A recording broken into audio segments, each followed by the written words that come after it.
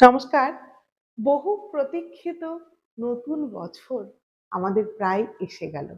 এই ২০২৬ সাল সংখ্যাতত্ত্বের বিচারে রবির বছর, মঙ্গলের বছর বিদায় নিয়ে রবির বছরের আগমন। এই রবির বছরটা ভালো কাটাবার জন্য আপনি যদি ৫টি অভ্যাস করতে পারেন, তাহলে কিন্তু আপনার জীবন বদলে যেতে পারে।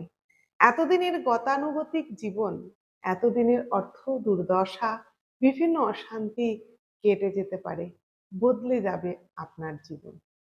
রবির বছরে আপনাকে কি করতে হবে? ৫টা অভ্যাস করতে হবে। নিষ্ঠা ভরে অভ্যাস। ১ নম্বর অভ্যাস, আর্লি মর্নিং ঘুম থেকে উঠুন। এই রবির বছরে পাখির ডাকে সাড়া দিয়ে যদি খুব সকালে উঠতে পারেন আর সূর্য নমস্কার করতে পারেন, বছরটি আপনার। এই বছরে যদি আপনার খুব অসম্ভব হয়, তাহলে বিশেষ করে রবিবারটা দিন উঠুন। রবিবার দিন এটি করে দেখুন, খুব ভালো হবে। ২ নম্বর, এই বছরের জন্য কালো পোশাককে টাটা বাই বাই বিদায় জানিয়ে দিন।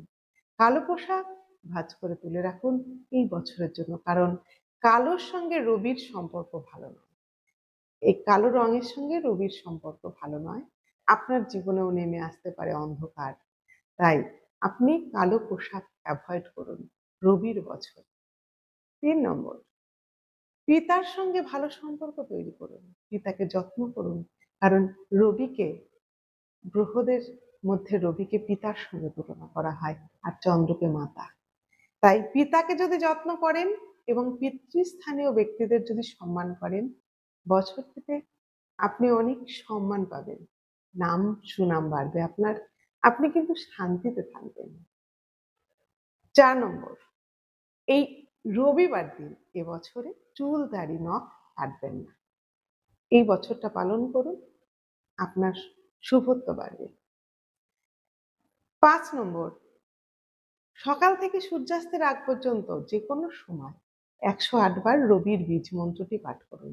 এটা সকালবেলায় পাঠ করলে সবচেয়ে ভালো হয়।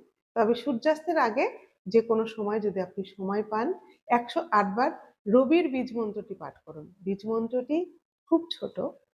ওম হ্রিং হ্রিং সূর্যায় নমঃ। জয় মা তারা।